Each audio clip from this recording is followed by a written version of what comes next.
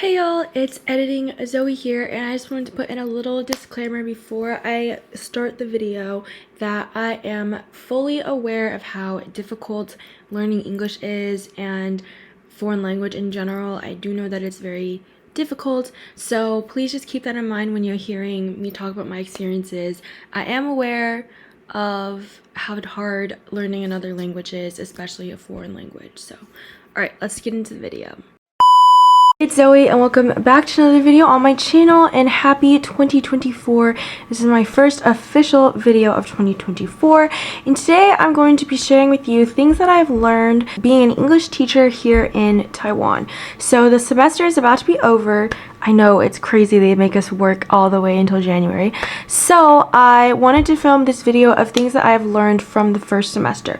Now I have a ton of notes here, and some of it is about being in the Fulbright program specifically, but I'm going to focus more on just the aspects of being a teacher because I think that is very important and it's good information to know in case you're planning to do something similar. So let's get on to the video. Alright, so the first thing that I've learned is about the English level of the students. Honestly, I was very surprised at the differing English levels, and I also almost thought they would be higher than they actually are, and I've been doing a lot of comparing between my foreign language studies and their foreign language studies, and say, like, let's take 4th grade for example. They've been learning English 1st, 2nd, 3rd, and 4th grade, so this is their 4th year taking English. Maybe they've had extra supplemental practice at home or in other schools, and I would say that their English books are comparative to that of maybe a 2nd grade book in the US. It's like learning under, on, weather, it's sunny, really short, easy dialogues. So that kind of just surprised me because I thought that I wasn't expecting it to be perfect. I wasn't expecting them to be fluent at all, but I guess I thought that they would be a little higher than they were. So honestly, you just have to be patient with them and be wary that some of them do have stronger English levels. And it is very obvious once you start doing activities with them, seeing who has stronger English skills and who is a slower learner and struggles more with English. Here in Taiwan, they want to be bilingual by 2030, and it may differ based on the school you're in, but I would say if you know Chinese, you should try and use it. You should try and use English most of the time, but it is a good idea to then translate what you say after. And if you have a co-teacher like myself who can help translate when the kids don't understand your instructions in English, then that's a good thing. Otherwise, you might just have to be very physical and like, this is what the next steps are. You might have to give them an example, show them a demonstration of like, this is what you mean. Alright, so in terms of who you're working with, in my experience, all of the coworkers have been very, very nice. And being an English teaching assistant rather than an English teacher, there's a lot of stuff that they don't necessarily need me for, and a lot of things that I don't have to attend, like meetings and that I don't have to go to. So while I'm in English class, I help out in English class. They do have more classes where I'm not necessarily there. In the Fulbright program specifically, some schools and placements, they might have different staff. I've had friends who've had bad experiences, I have friends who've had average experiences, and I've had friends who have great experiences. So I'm sure similar English teaching programs in Taiwan are the same way. It's just luck of the draw on who you get to work with. Okay, the students themselves, so the younger kids, they're young, right? So it's very obvious when they warm up to you, when they like you, they're super, super full of energy. And a lot of times I felt like, oh, I don't feel like the older kids like me because they're not as energetic and they're older, they're going through puberty, all that stuff. So sometimes it can be harder to tell if they like you or not, but don't let that stop you from trying to connect with them and have fun with them in class. I think they do like me, but it just took a while for me to see it, or maybe they're just it's not as visible of an emotion as it is the younger kids who always run up to me, say hi, and hug me. The older kids, you just have to be patient with them and know that they do probably like you even if it's not as visible. Kind of like going off what I mentioned before about their differing English levels, the language barrier is hard. Like, it's not easy, and if you're coming from a background where you don't know Chinese, don't let that discourage you. Just be patient, do your best, do the best of your abilities. They don't know much English either, so you know, they can't really communicate with you, and if you don't know Chinese, you can't communicate with them. So it's kind of like a two-way street.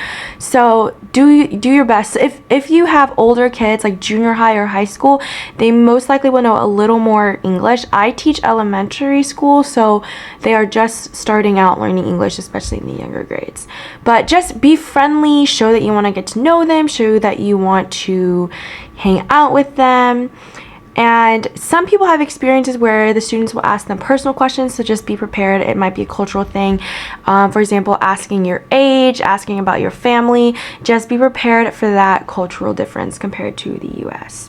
All right, and then one of the biggest things that I have learned in my first semester is when I'm making worksheets and PowerPoints, and the importance of fonts. I never thought fonts would be so important because I feel like in the US, when just learning English in general, when we learn to read English, different fonts, some fonts, yes, I would say is really hard to read. But most fonts, when English is your first language, like if the A looks weird or the H looks weird, like you know that it's an A and an H. But in Taiwan, they learn English very basically like preschool. Like the A looks a certain way, the T looks a certain way. So when I'm choosing fonts that I'm using, I have to make sure that they look the way that they're studying it, or they might mess it up. For example, most uppercase I's are just one straight line, but that also can look like a lowercase L, right? So I need to be careful to find fonts that have the two lines over the I. And even when I'm writing stuff on the board, I have to be careful with that too, because since English is a foreign language to them, I want to make sure that they're like understanding what they're reading, what they're seeing, and it's very important that they learn to write it correctly as well.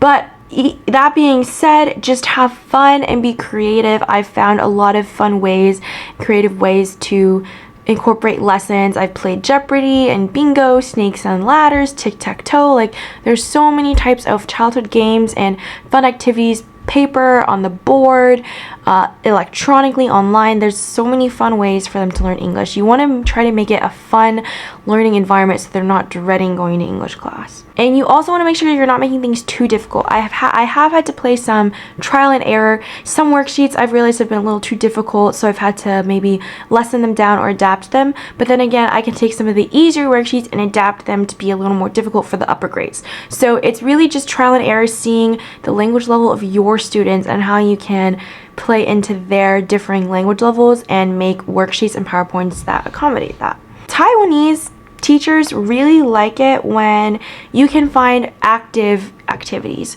So maybe they move around the room, or they stand up and sit down, or they play Simon Says or something like that. So when you're thinking of activities, you don't have to make it all paper or on the board. Like get creative with it. Maybe you can find one where they can move around, something like that. So there is a lot of flexibility in the Taiwanese school schedule. There's a lot of free periods and field trips that I would say is not as common in the US. I've been filming A Week in the Life, which hasn't come out yet, but I mentioned in my Week in the Life how between each period they have 10 to 15 minutes. And in the US, that's not really the case. We don't get 10 minutes in between class to go run laps around the playground or play with our Chinese yo-yos, you know, but they have a lot of flexibility here in terms of class schedule and activities. They have guests come over and perform.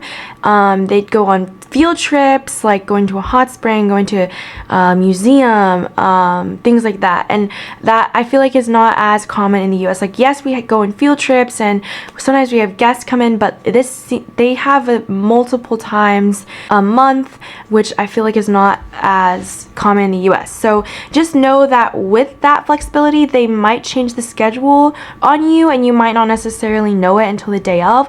You might prepare things for a class that you then have to cancel because there's an activity or field trip coming up that you didn't find out until that day. Yes, that has happened to me before, but don't let that make you frustrated or anything. Just be flexible, be patient, just go with the flow. Yeah, that's all I can say.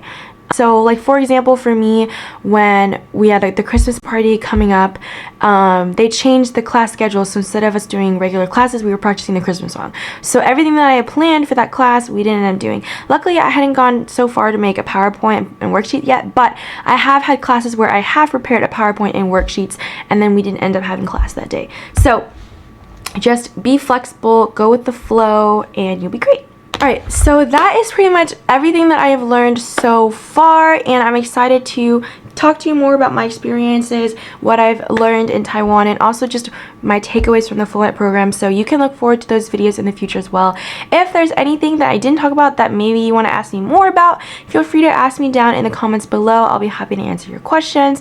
But I hope you enjoyed this video. I hope it was informational, at least. I'm so excited for winter break, and I'm excited to vlog my winter break for you as well. Again, I hope you enjoyed this video, and my weekend in life video should be going out next week for you all to watch. So I'll see you all next week.